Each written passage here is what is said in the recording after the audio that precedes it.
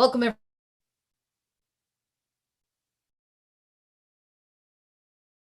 Uh-oh.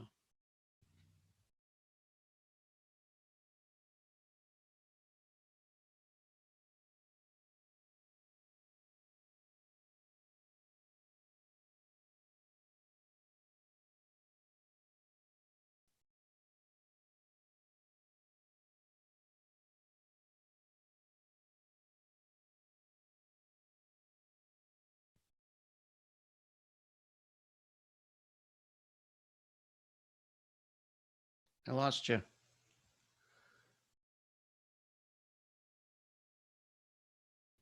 I think she froze. Yeah, I think she disconnected. Okay. You froze up. I don't know what happened there. I know we're still live on YouTube though. Okay. I think the internet just like flickered for a minute, so Okay. we lost our connection for a second. But what I was saying is that what we like to do is we like to have the cases that Ed will talk about Mhm. for them to be appropriate and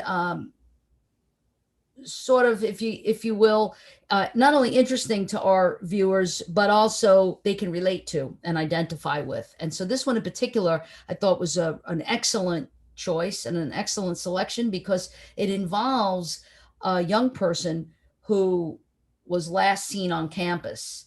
And I know that many of our students, some of whom live on campus, some of whom are attending classes on campus, obviously. Some programs that we have, like our PhD program in criminal justice and our master's in criminal justice, that's just online. And so there's not a reason to come onto campus. But, and we have a public safety department that is outstanding. And we have a lot of security in place at our campus.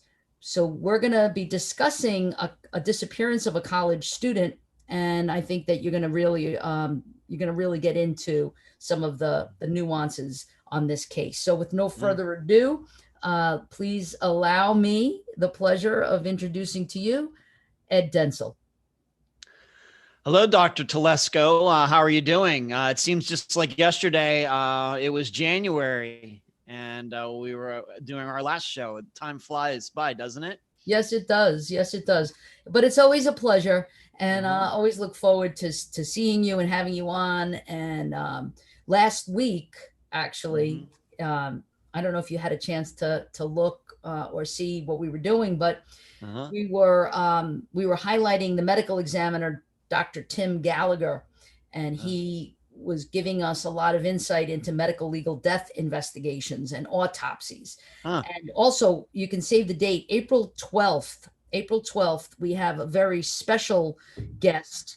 And that guest is,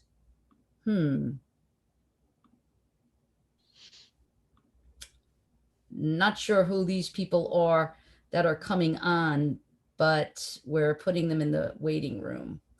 So I'm not sure who those folks are. Yeah. But that's interesting. I'm going to lock the meeting. In any event,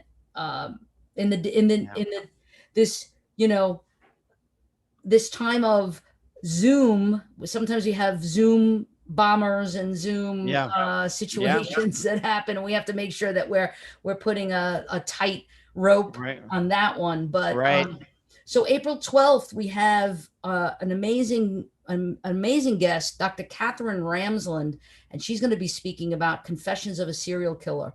And I think you might find that fascinating too. So just wanted to let you know the medical legal death investigation. Well, that passed because that was this past Thursday, but the one that's coming up that I think you and your viewers might be interested in, if they like that kind of thing, confessions of a serial killer. And our guest, Catherine Ramsland, is world-renowned author, forensic psychologist.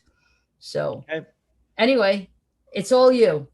Oh, it's all me? Okay. All you now. What's good to be back on with you. Yes, this month, February of 2021, the disappearance we are covering is the disappearance of Joshua Cheney Guimond. Cheney is his middle name. He disappeared from Collegeville, Minnesota on November 9th of 2002, and he was 20 years old. I can tell you before we even get into this disappearance that this is probably one of the most perplexing disappearances that we've covered. And this is going way back to November 2nd, 2016. So very early on in Unfound's existence, did we cover this disappearance. And I have to tell you, over the past 4+ years, I guess my perspective on it has changed. I've had a chance to talk about it. I've had a chance to read about it. The disappearance has been put in one of the Unfound books that I've published. But even then, I don't know if the coverage has been in depth as is needed, especially considering that it's over 18 years since Joshua disappeared. And I think it's still just as perplexing as ever. Now, some people don't believe it's perplexing at all, but in the end, on Unfound, and I think also on this show, all we do is present the facts, and we let the listeners and the viewers decide for themselves. And like I said, this is a disappearance that we covered over 4 years ago, even though it seems like yesterday. The guest for that episode was Patrick Marker, and he runs a blog even to this day called Behind the Pine Curtain. And this is a blog that's actually devoted to two different parts of St. John's University. And when we say St. John's, this is once again in Collegeville, Minnesota. We're not talking about the huge university in New York City. This is the one in Minnesota. But Patrick got involved starting Behind the Pine Curtain because he, as a not even a teenager yet, had been sexually abused by a monk on the St. John's campus. And his blog continues to be devoted to bringing to justice all of the monks, of course, all men who have been on that campus, who are on that campus, or were on that campus, maybe and some of them are deceased now, who abused children and older kids, teenagers into their early 20s on that campus going back to the 1950s. So in interviewing him back, the interview must have taken place in October of 2016.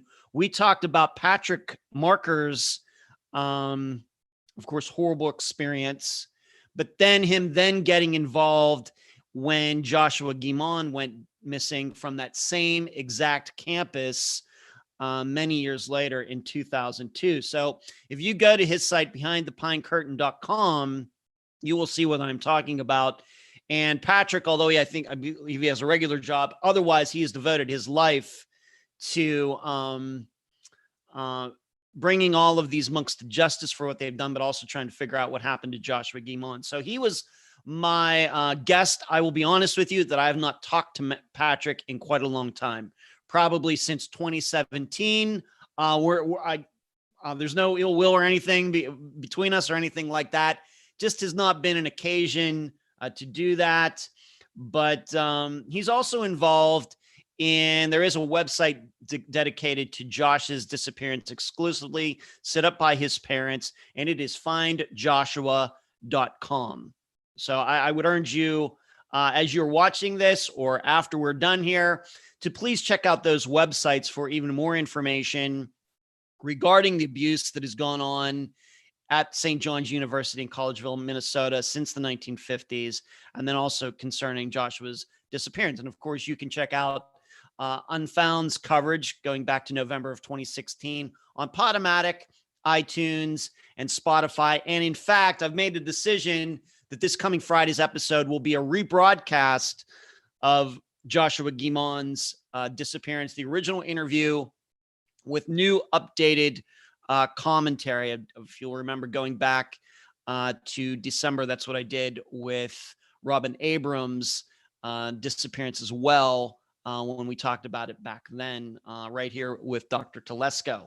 Some things why the reason it's one of the most perplexing cases is because most of the time in Unfound's world, when we're talking about disappearances, we are talking about generally a few different topics, either bad relationships, criminals, drugs, a combination of all three, a mixture. That's usually what we're talking about. Or on top of that, maybe some mental illness or bipolar disorder, PTSD. These are common topics almost every week on Unfound.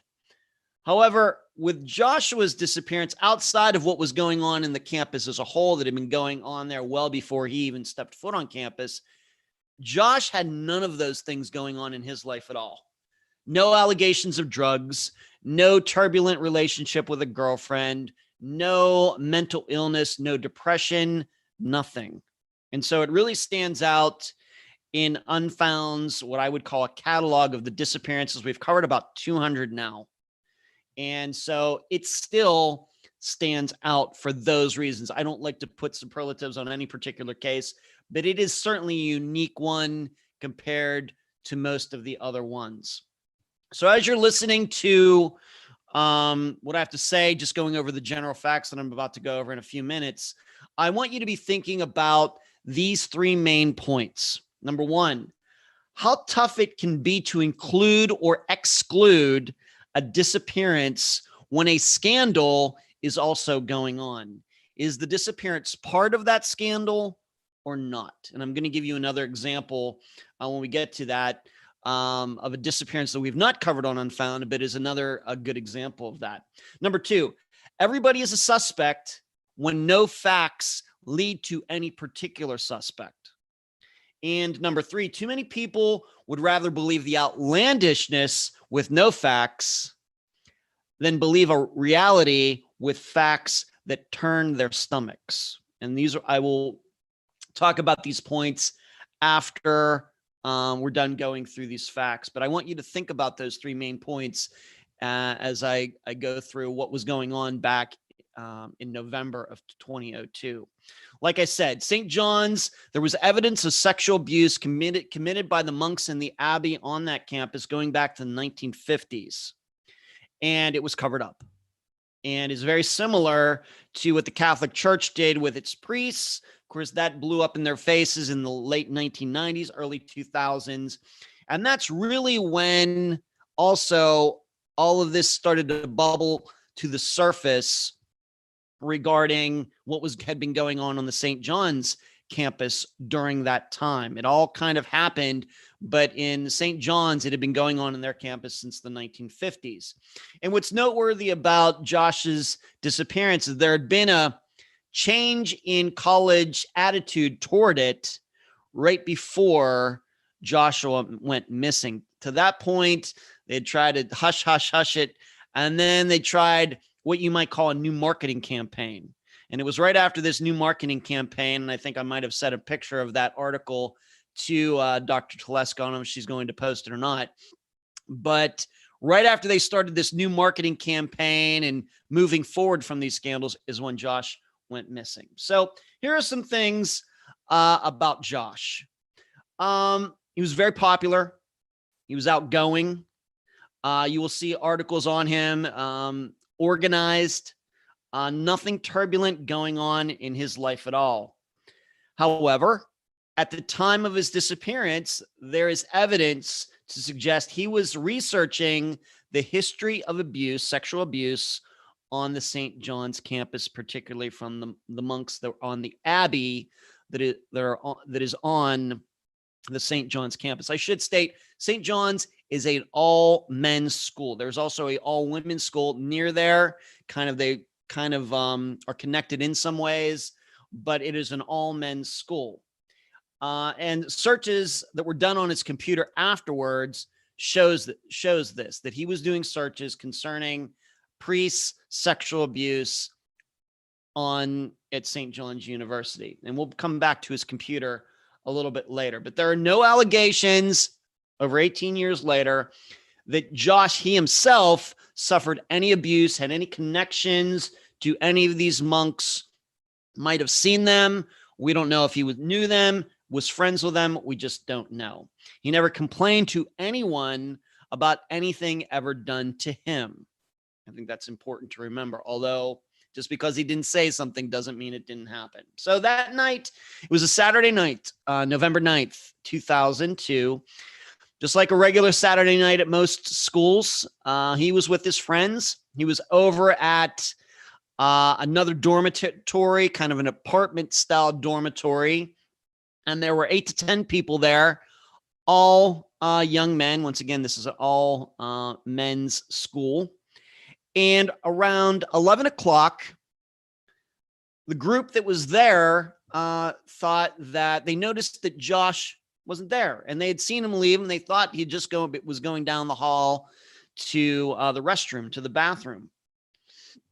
Never came back. And when he didn't come back, they thought, well, maybe he just decided to walk back to his own dormitory. Now, his walk, and I know the map was just put up there a moment ago, if Dr. Telesco will do that, was not a long walk. It was on the college campus. However, he did have to kind of go the long way around. There's like a creek between where he was and where he was going. And so he had to walk out to the street, go across this little bridge, and been in a matter of minutes, 5 to 8 minutes, maybe it even says on that map how long it takes for him to have walked from where he was to where he was going. And there you see the walking map there. It says 10 minutes. It's a half mile. Now, it would have been at night. I don't know what kind of lighting there is or anything like that, but you can actually do a street view if you'd like to see what it's like during the day, but not far at all. This is not a college that is maybe like the University of Pittsburgh or USF here in Tampa, which is right in the middle of a huge city. Just a little college town is where he was. And so people believe when he didn't come back that he was walking back to his dorm. However, there is no evidence. I may have, but there's no evidence that he ever did actually walk back to his dorm that night. And once he left this gathering of friends, I don't know if I would call it a party or not, but he was never seen again. And so the next day, his roommate, among other people, and you'll see his roommate's name in articles that have been written, that were written at the time,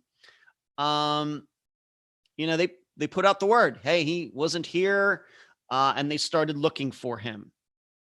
And so within 24 hours, people started looking for him. Of course, they were looking at bodies of water, and over the next days and weeks, divers went down to 3 local ponds or lakes.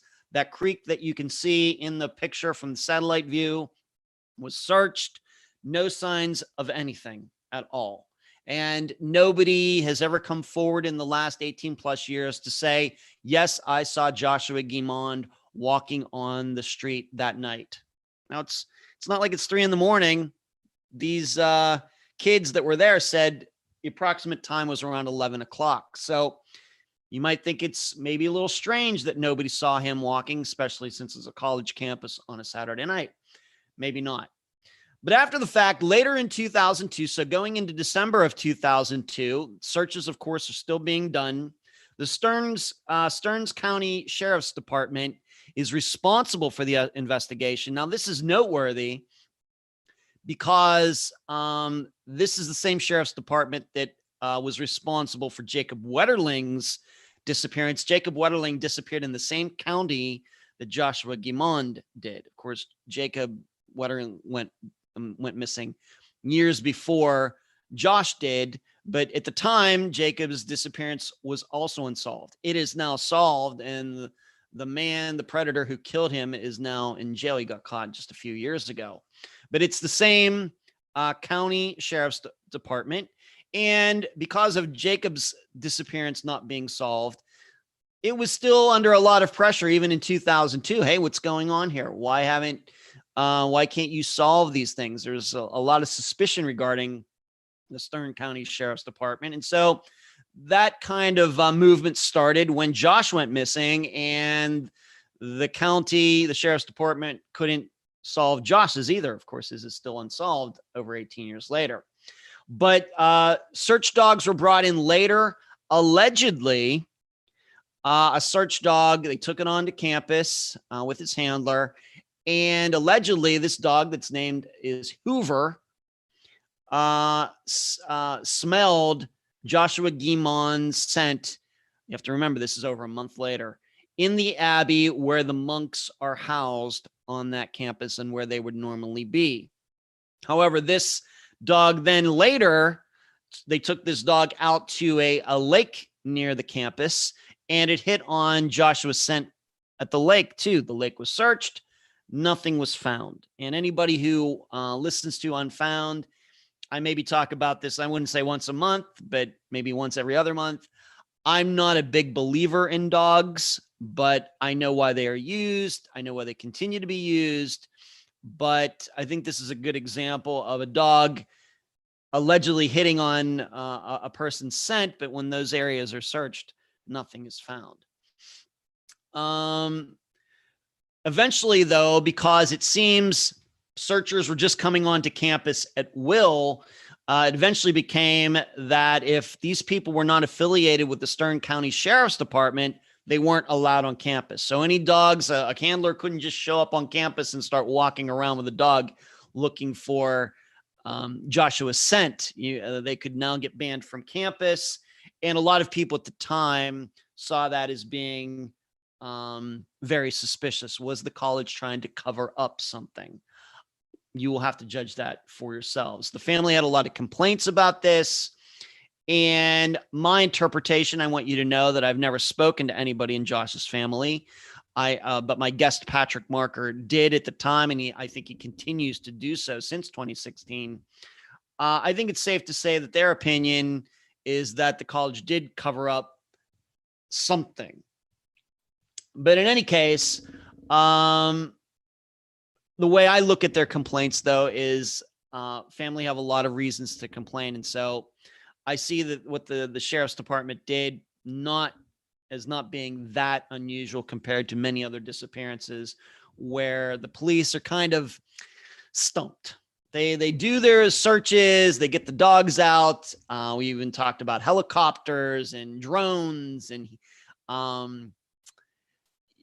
heat detectors, flying overhead, trying to find body heat, heat sensors, and still nothing is found. That happens quite often. But one of the big issues that popped up after Joshua went missing, and it goes back to that computer that I mentioned earlier with the searches on it, was that when the computer was taken and more forensically examined, it was discovered that somebody seemingly after Josh went missing went into his computer and deleted a bunch of files. Now, you should know, at least on PCs, that you delete something, it's technically not totally deleted. And an expert can go in and find the file. At least that's the way it was in 2002. And it turned out that Josh and others had been making fake IDs, of course, to be able to buy alcohol, get into clubs, etc. And somebody at some point deleted those files or tried to delete them. But like I said, forensic examiner, computer expert found them. Now, who else was involved in that? I don't know. But that is something that came out in my interview with Patrick Marker. And of course, something like that is only going to cause people to be even more suspicious about, could that be the reason that Josh went missing? But the big concern, and it was not fleshed out in the interview that I did with Patrick at the time, and I've not heard anything since, is how long after Josh went missing were they deleted? If they were deleted the same night or even just the next day, I think that is fairly suspicious. If it's longer than that and somebody knows for sure, man, Josh is missing, they're going to come get his computer, I got to get those files off of there, then that maybe is something else.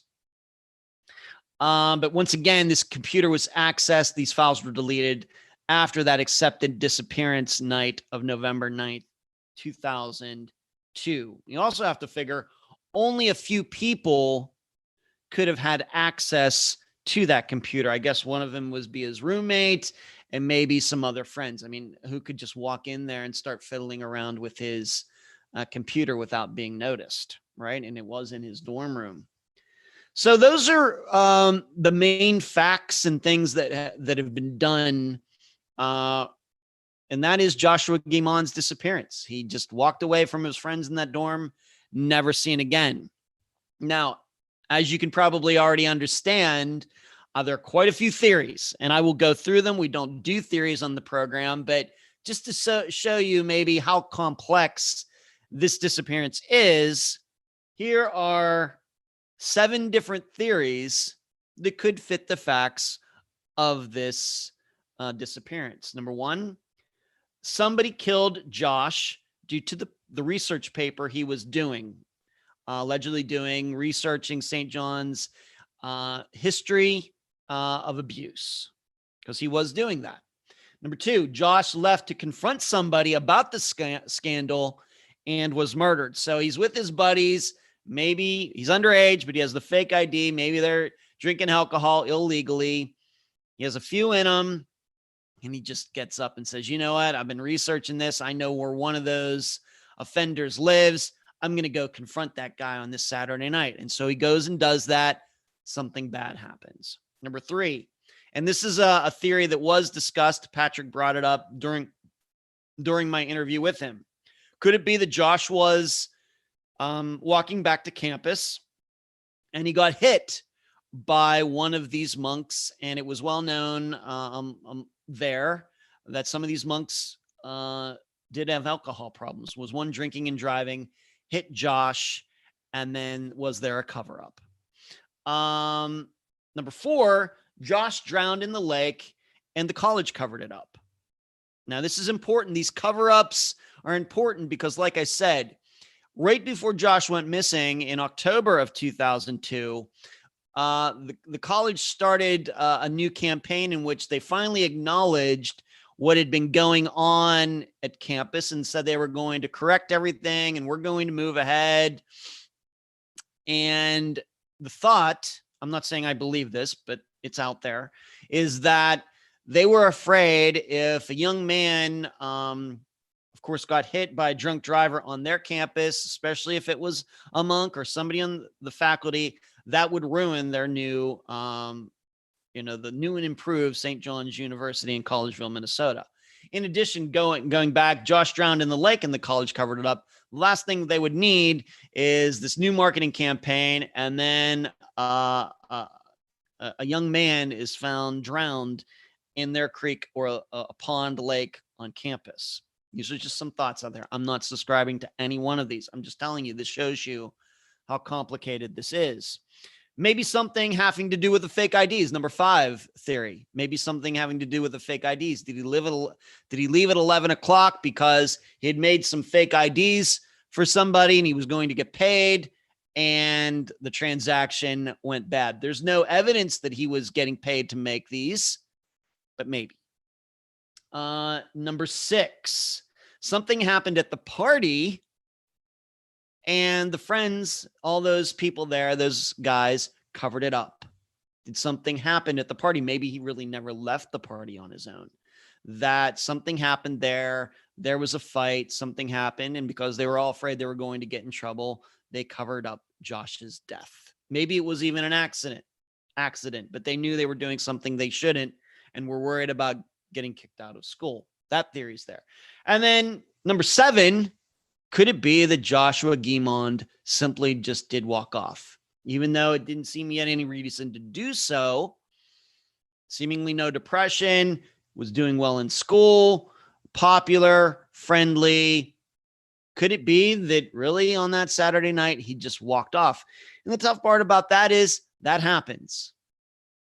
It does happen. That is a reality.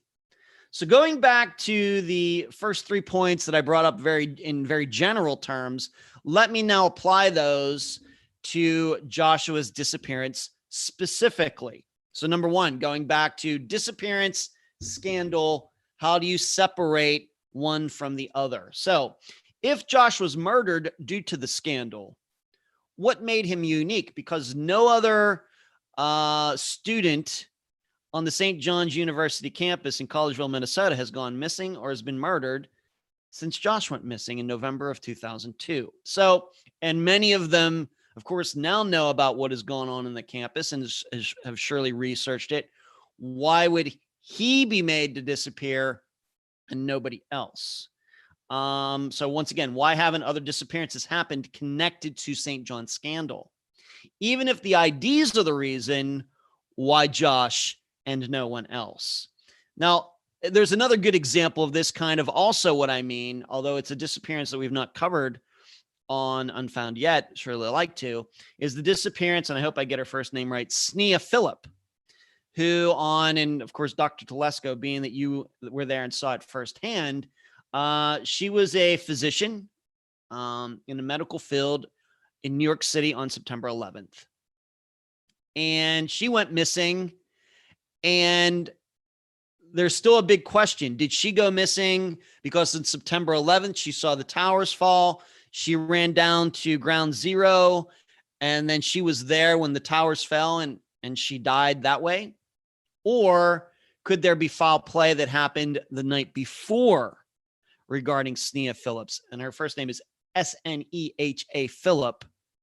But that's a very good example. Did she disappear? And is it just a coincidence she disappeared due to September 11th, or did she disappear because of September 11th? And still, almost 20 years later, we're still not sure. I think you can apply that to Joshua's disappearance as well. Number two, there are 0 suspects in Josh's disappearance, where there are many suspects, I should say, but no facts pointing at any of them. Thus, anybody at the party and everyone else has continued to have this cloud over all of them for almost 20 years. And this is why it's important to define and name suspects if possible. And that's what we do on Unfound, because it can be very difficult for all of those people who are innocent. Now, it's a little tough in Josh's case, but this is a perfect proof. When you can't point out suspects and name them and give facts and really good reasons to suspect them, then anybody could be a suspect. And that's the way it continues to be with Josh's case all these years later. To my knowledge, no one around Josh at the time is now known as a murderer, because it's very common in disappearances that are this old. You go back, you look at the people around that missing person. Do any of these, how these people lived their lives since their friend, their acquaintance, their girlfriend, their boyfriend went missing all these years ago. And number three, getting back to the point I made about too many people would rather believe the outlandish with no facts than believe a reality with facts that turns their stomachs. Number three, Josh could have walked off. Why? I don't know if we have any facts to say. All I know is we know that happens. It happens. Parents are leaving their children all the time for all sorts of different reasons, going missing, committing suicide. However, we do have facts that show that other people with seemingly had no reason do walk off. Yet people default to conspiracies like the smiley face killer theory, which I'm sure many of you have heard about. I'm not one who subscribes to that. I think there are no facts to support that theory. I think it's outlandish. But because of the circumstances of Joshua's disappearance, his name has at times been mentioned as, could the smiley face killer or killers have gotten to him? There are no facts to support that, but I think, once again, I think people subscribe to something like that because people, maybe the general public, don't realize that people do walk off and people do make mistakes and people do commit suicide with ever telling anybody that they're going to do so. Yes, some people leave suicide notes. Many do not. And with the smiley face killer theory, conspiracy theory, there is a belief that there's this roving group just driving all around the United States, pushing drunk young men or men walking home by themselves into rivers or attacking them, killing them, and then throwing them to the river. And all these years later, that theory is over like 12, 13 years old at least. There's no proof of that. Even though, Dr. Telesco, this is a theory started I believe by a couple former NYPD detectives. I think that's the case. But I think people subscribe to that because the alternative is thinking that these things do happen and it has nothing to do but with those people themselves who end up dead or go missing. I think that some people have a hard time relating to that. And so we then search for some alternative theory, and that's how we go to conspiracy land. That's how I look at it after 4.5 years of doing Unfound and covering about 200 disappearances. Because as you would expect, we run into a lot of conspiracy theories that people want to put forward regarding disappearances, and I usually reject all of them. So overall, I think Josh's family is still convinced that somebody on the campus killed Josh. I think if you were to go to findjoshua.com, I think you would see that for yourselves. I would urge you to do that. I want you to go there and see everything that they've written there, the chronology and everything, pictures, etc. I want you to go there. I also want you to go to Patrick Marker's site, Behind the Pine Curtain, just like Behind the Iron Curtain, but it's Pine Curtain. That I hope you will do that, and to check all of these facts out, even more information for yourselves. My opinion is that there are no facts to support any particular theory. I think all of those theories that I mentioned there are possible. I don't know how I'd put them in exactly in a pie chart percentage-wise, but all I can do is give you my thoughts based on other disappearances. And I think it's very wide open at this point. However, I do understand that given what was going on in the college at the time, that a lot of people are automatically going to go to the idea that Josh disappeared, seemingly was murdered because of the abuse that was going on campus, and he was trying to do something about it, and writing a paper about it, researching it, and somebody wanted him stopped. So that is the generalities of Joshua Guimon's disappearance. It stands as a unique one in Unfound's history. It really, really does. So there you go, Dr. Telesco. Wow. So that's fascinating. I'm glad that you made there's a couple of points that you made that I want to highlight, underscore. Number one, that this is not the St. John's University in New York City, where I was an adjunct very early on in my academic career. I didn't know that. I'm glad I Yes, mentioned that. Okay, I didn't know that. I taught there for a couple of semesters. What a great campus.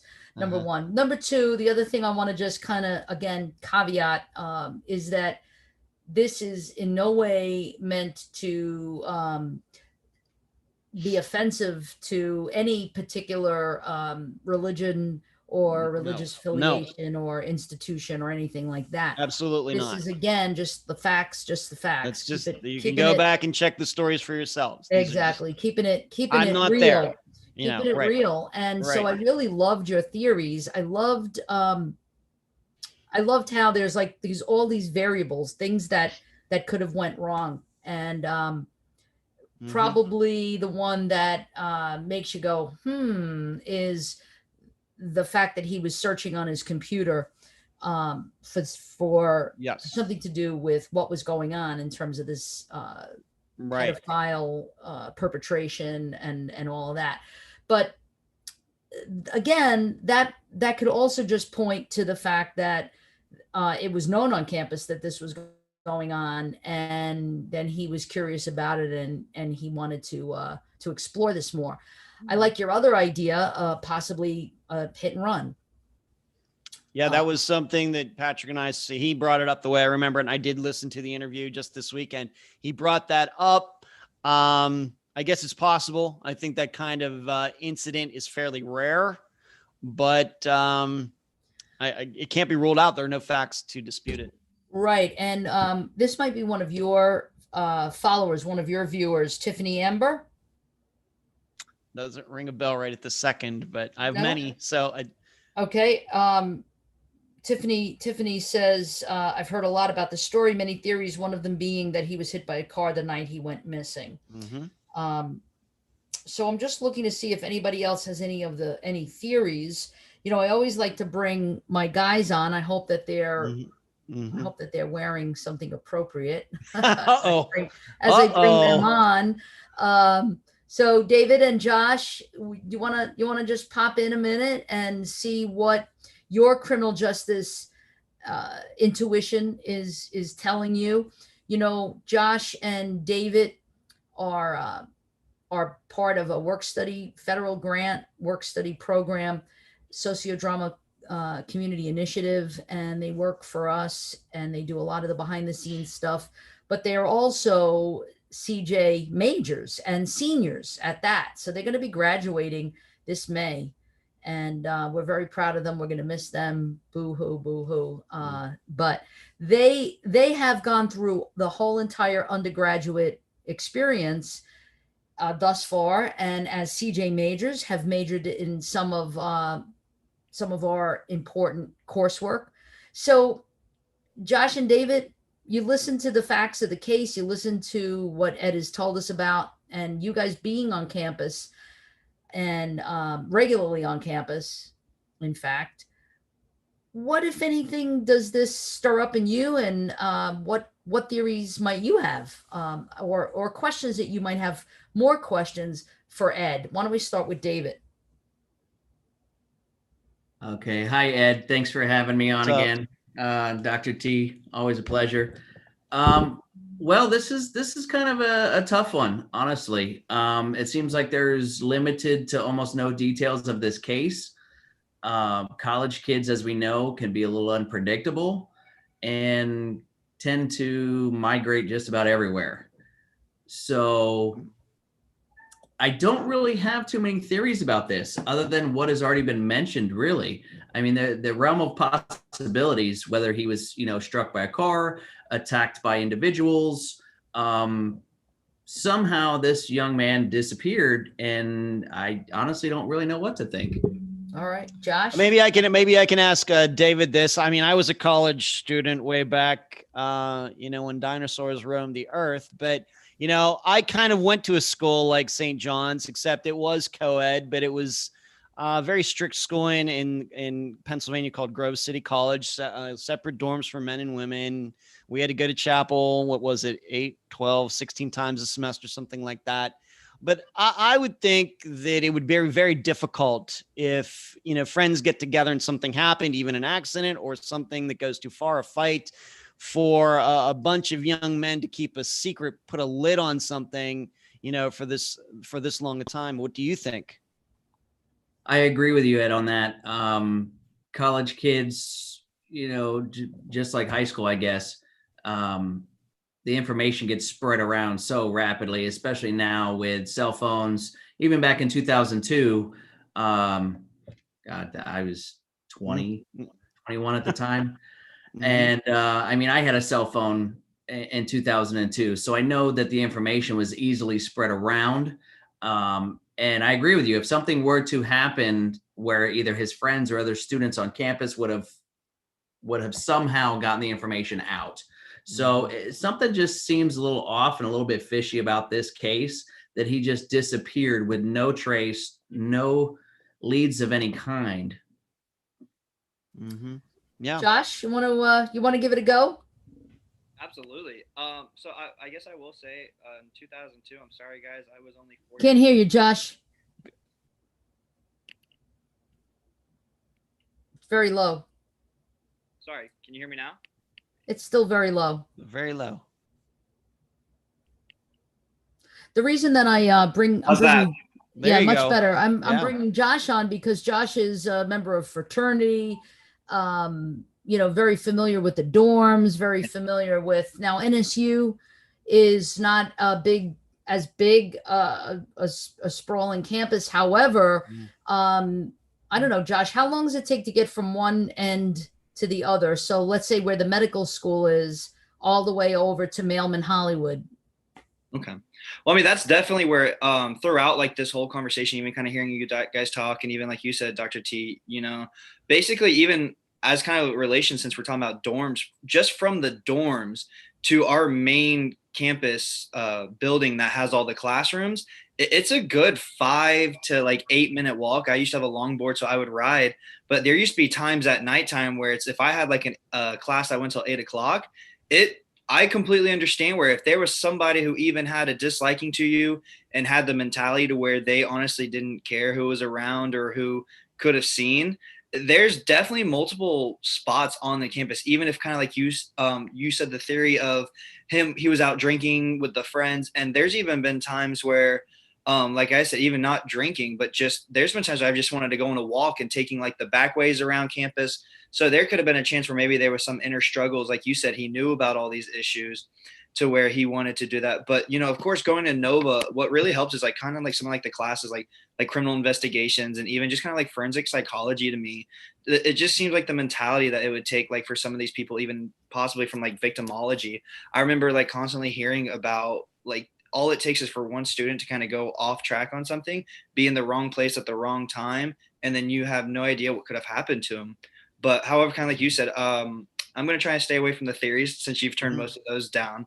However, it definitely sounds like there was somebody who wasn't agreeing with what he was trying to do, and basically just had the thought process where if that information got out, that there was going to be something bigger that led to it. I do love that every week we have like a new, I guess, theory, I would say, and every week it gets different. Like this one, it just definitely seems like somebody caught him slacking. He was, you know, a little intoxicated, so he had no idea like where he was or where he was going. He was just trying to walk it off, and that steam caught up to him. He met the wrong people, and now we see, hopefully he's found.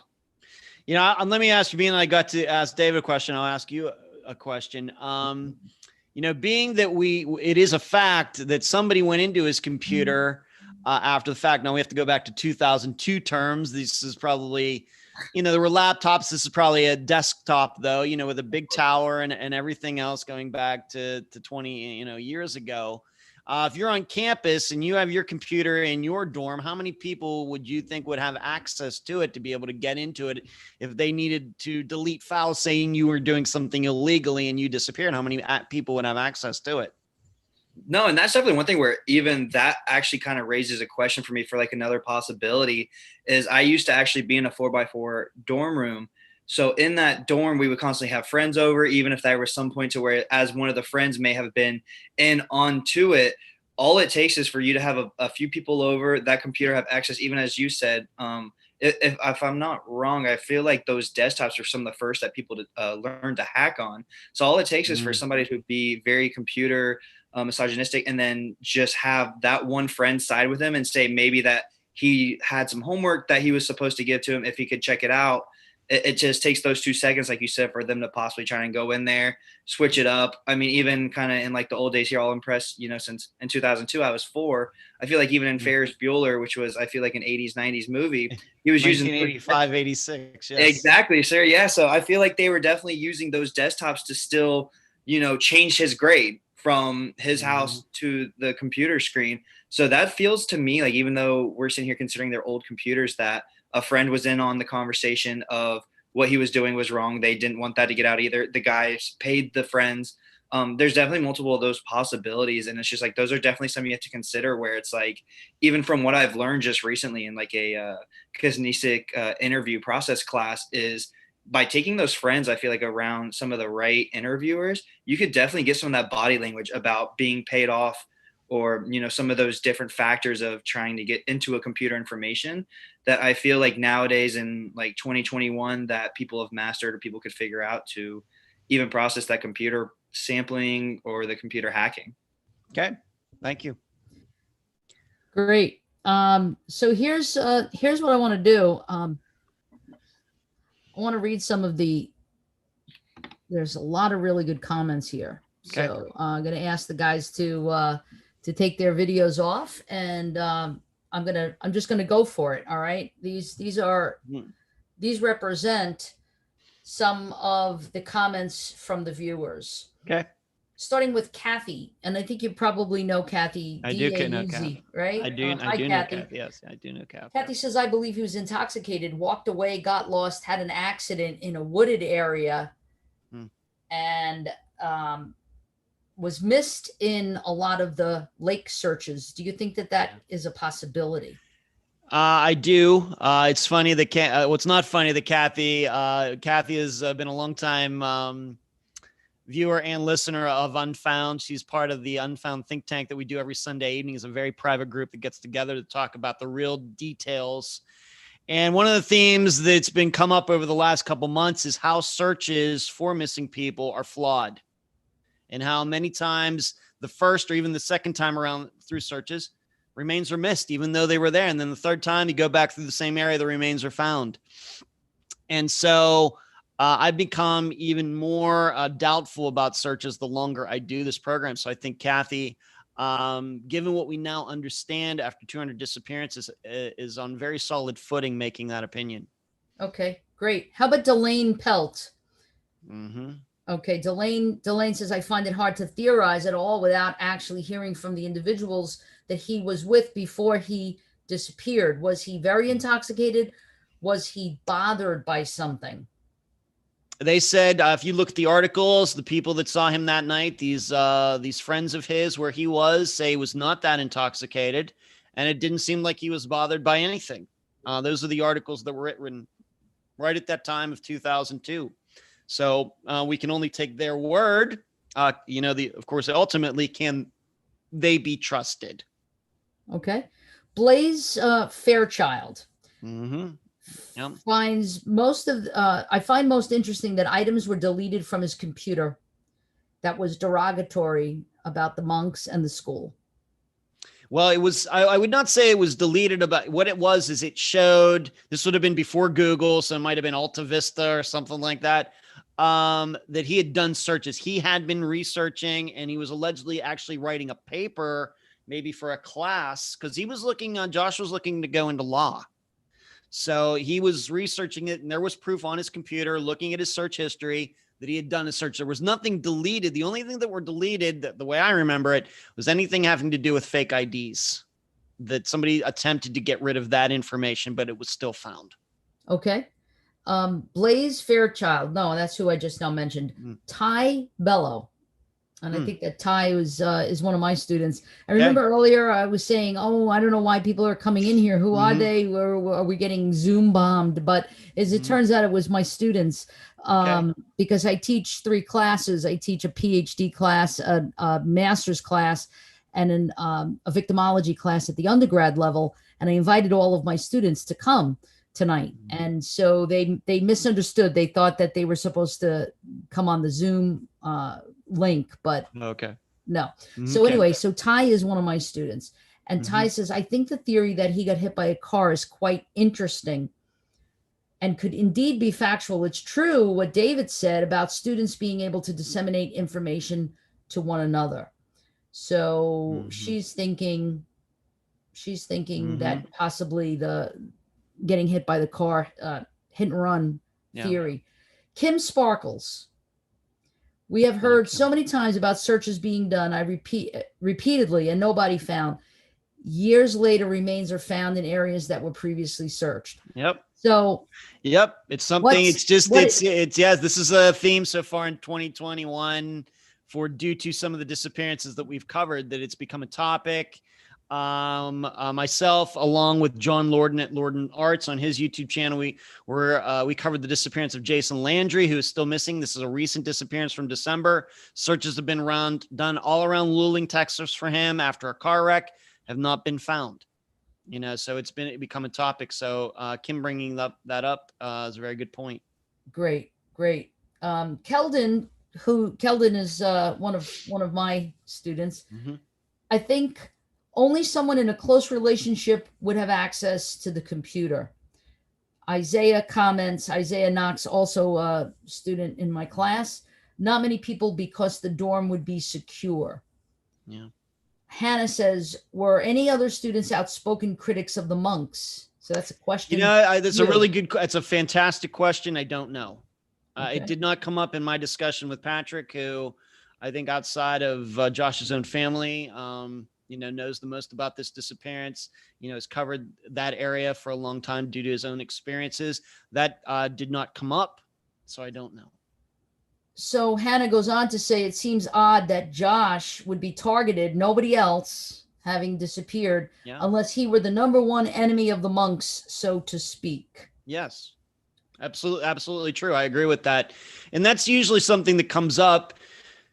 When people think, well, I think that he disappeared because, many families will think, well, my loved one got put in witness protection. And well, they would have to testify in court, to something for that to happen. And, you get into the idea, well, what is it about this person going missing? They know things, other people know things. These people are still around, but your loved one isn't. Could it be something else? Right. And our very own Dr. Jacobs kind, Lenny is with us. He's on, as well as Jessica Rodriguez, who's responsible for almost all of our marketing.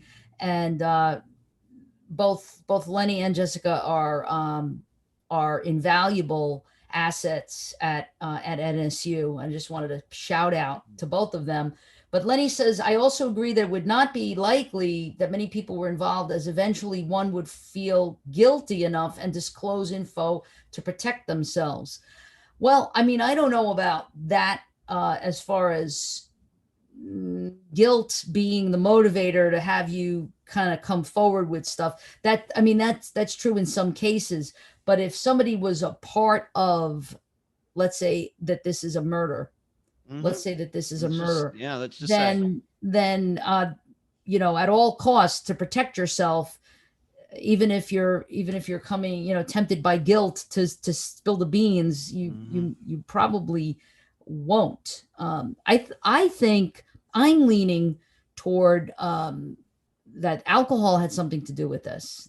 I think that variable is a big one, and what the gift that we can unwrap from that is, and anybody who's watching, who is an undergrad student or graduate student for that matter, who decides to have a party on campus and then, wanders around on campus, how dangerous that can be. We have a little lake. It's not a lake. It's a pond, really. Mm-hmm. But if you're an intox and you passed out, you can drown, obviously. And so that's why we always are kind of raising awareness and raising consciousness around, we're not saying we're against alcohol use, but how dangerous that can be and how we place ourselves at risk. In fact, in my victimology class, we talk about precipitators. And I think that you and I, Ed, have talked about this as well many times. Yes. How we're not blaming the victim, and we're not in the business of blaming the victim. No,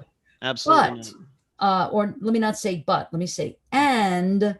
It's also interesting that sometimes there's precipitating factors. One of them is alcohol and drug use. And so we want to be careful because those lower our inhibitions, they impact our perception. And if you're drinking to the point where you're not aware of your surroundings, that can be problematic. Yeah. And it's something that I brought up there at the end with the smiley face killers is that I don't like these types of things. When you start pushing these things off as conspiracy theories, what you push away, you accept the smiley face killer theory. What you push away is the idea is, people who get drunk, bad things happen. And I think it diminishes that. And I don't know why people who have subscribed to that particular theory, once again, it has been applied to Josh's in some places, is that I don't know why anybody's surprised that men or women who get drunk, some of them end up falling into a body of water. And we realize that drunk people can't swim. I don't know why anybody's surprised by that. Right. And so you ignore that, but instead you want to introduce some theory that people have been looking into and have not been able to prove it all. No facts of that, but it sure does get them a lot of time on TV. Exactly. So I just want to, again, highlight this particular slide. And I don't know, you would be able to tell me the best on this. Is this still a good number? If anyone knows anything to call. I doubt that the Stern County Sheriff's Office number has changed in the last 18 years. I would be really surprised by that. But I mean, this is a good number for viewers to call. I think it is. Yes, yes. So again, did you want to talk about this particular slide at all? That is just the map. I think you put the map up. I think the reason I sent you that, Dr. Telesco, is because it is an article where, Greg Warden, a junior at St. John's who lived with Guimond their freshman year, was with Guimond on Saturday night. Guimond was in extremely good mood as they gathered at a friend's on-campus apartment. This is just an article explaining from people who were there what they noticed from Josh that night. I think that his roommate at the time, last name, Streeter, Streater, is also quoted in this article. And these are people who knew Josh, saw him that night, and their comments about him for that night. So one of the things that I want to just I want to plug here is our amazing public safety department, because since we're talking about a disappearance that happened on campus, I want to highlight and underscore, if you will, what our public safety department is about. So we have 129 employees, 75 are uniform patrol. Oh. We proactively patrol 24 hours a day. We have a security operations center, which I'm going to show you a picture of. Over 2,000 cameras are on our campus. Approximately 1,200 are on the main campus. I don't know what St. John's I don't know at the time. I don't know. Yes. And, I know one of the first things we might do in the cooperation with Davie Police Department, who are also assigned to our campus, between public safety, surveillance cameras, and Davie Police, I'm sure that they would be pulling all of this, this surveillance video to see what could be, determined as far as what happened to Josh. We have 100 blue light phones all around the campus. So that should make our Josh and our David, and any other student of ours feel confident to know that there's these blue light phones all over. The minute you pick it up, it goes right to public safety. Mm-hmm. And also we have 5 Davie police officers, as I said, assigned full-time to our main campus. And that's the number, 954-262-8999. That's got nothing to do with the disappearance of Josh that Ed is talking about, but it's good for us to know that's the phone number if we ever were in trouble and we needed to reach out. So look at this. I mean, this is the operations center. They are constantly doing surveillance. Wow. And you could see, I mean, there's like all of these various angles and all these various cameras that at any moment they can take a look and see what's going on campus. I don't know what St. John's had available to them, but I know we have a state-of-the-art system, and I just wanted to point that out in case any of our viewers who are from our school were watching and saying, could this happen to us? And the truth of the matter is, like any crime, no one is exempt, and that's why you should always be aware of your surroundings. I'm not saying, again, this is not to blame the victim in any way, shape, or form, nor is it to blame law enforcement. That like there were some of our viewers had some great comments there about who did they interview all the people that saw him last. Yeah, they did. Yeah. And so they did, but they came up dry. Did they seize the computer? Did they look at any other information? The only thing that's unclear to me, being that you point that, I don't know what the security situation. I don't think that came up in my interview with Patrick. Once again, this was one of the first interviews I ever did for Unfound. I think 4.5 years later, that probably would have been a very good question. I was kind of on the job training here. I was starting the program, but I'm sure it was not as sophisticated as what you have there. It's 2002. I think they might have maybe even been using VHS tapes, or something like that, for their cameras. Surely not as intricate as schools, including Nova Southeastern, has, for sure. Yeah, I mean, well, it's good to know that. That doesn't mean that we're exempt from anything happening like that anywhere. I'm always careful of my surroundings. I tell my students this all the time. When I go to the gas station to pump gas, first of all, I use the same gas station all the time if possible. If and when I get out of the car, because, from time to time you gotta fill up. Yeah. I try to go to a gas station where I can use my iPhone. I have an iPhone. So I'd like to use that Apple Pay kind of thing, so that I don't have to go all the way inside, that I don't have to leave my car alone, so to speak. But when I'm out of the car and I'm pumping the gas, I'm like looking all around.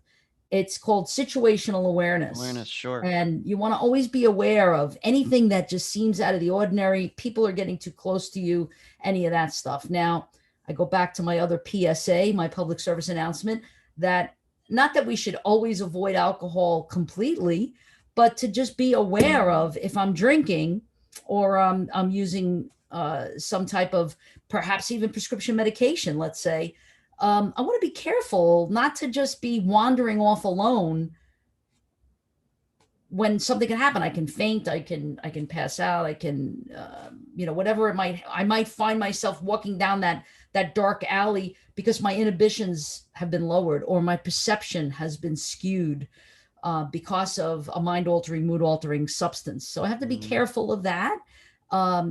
It's just part of being safe. It's part of crime prevention. Again, not to blame the victim in any way. Right. As I continue to say, it's probably, I think I popularized this term. If we knew it happened, we could just go solve it right now. The reason we theorize and we throw all these things around is because we're hoping that we'll come across a new idea. That's why we don't criticize anybody's particular theory. As long as there are facts to support it, we'll talk about it. Exactly. So, Ed, do you want to brag on your show? Tell us about your show. Tell us how our viewers, those who are not your viewers or your followers or your subscribers, maybe they're our subscribers. Okay. They don't know how to find you. Can you share with us a little bit about how they might be able to tune in weekly to your show? Yeah. Sure. I can do some bragging. This Friday, we will be rebroadcasting the interview that I did back in 2016 with Patrick Marker regarding Joshua Guimond's disappearance.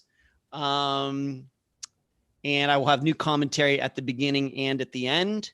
I will be doing that. And we've had some people we were going to do some interviews in Texas, but because of the snow and everything, those have got pushed back. So it was a good chance to go back and revisit his disappearance. And I'm glad that you picked his disappearance for the show. The episodes come out 2 p.m. Eastern every Friday. We are on Podomatic.com, Spotify, iTunes, Stitcher, the most popular podcast applications out there. I urge everybody also to go to YouTube, right here on YouTube, the Unfound podcast channel. I think it's the most complete missing persons channel on YouTube, between the interviews that we do, the maps, the videos, Unfound Now, the live show that I do every Wednesday night. Myself and my assistants, we're always working on something for the program, managing something. We try to provide a lot of quality content. We do not see Unfound as an entertainment program. We are a news program. We're here to be informative. We hope that you enjoy it, but our concern is being informative, telling people things they need to know. Yeah. Facebook, the group, the page, on Twitter, Instagram, everywhere you can find in social media, that's where Unfound is. Excellent. Excellent. And if there's anybody who's watching, and I know you have a lot of your viewers here, your followers, if they can put the link to your YouTube channel in the chat, and then this way our folks can subscribe to your channel, and your folks. Yeah, I want all. Yes, I tell them to subscribe. Yes, I do that. Yes, so that would be really helpful. So for those of you who are watching us right now and you're watching us live, please be sure to go up to the word subscribe, hit subscribe, and then hit the bell so that you get the notifications for when we go live. The next time that we're going live, actually, I could just tell you, your viewers, Ed, yes, as well as ours. Very interesting. We're going to have something. March 11th is a very big sociodrama talking about addiction, talking about the stigma of addiction, whether it's alcohol, addicted to alcohol or drugs, opiates, whatever it might be. And it's a sociodrama, which is using theater techniques to raise awareness and educate audiences. And so we're going to be doing a sociodrama called Once an Addict, which implies once an addict, always an addict. And it has to do with stigma. So that's the stigma of addiction. That's March 11th. And then April 12th, as I had said to you earlier, those of you who are into serial killers, and when I mean into, I don't mean literally that you're into them, yes. But that you're fascinated by it, that you're curious about it, that you want to know more about serial killers. Please join us April 12th for Dr. Catherine Ramsland is going to talk about the confession of a serial killer. She's a world-renowned author.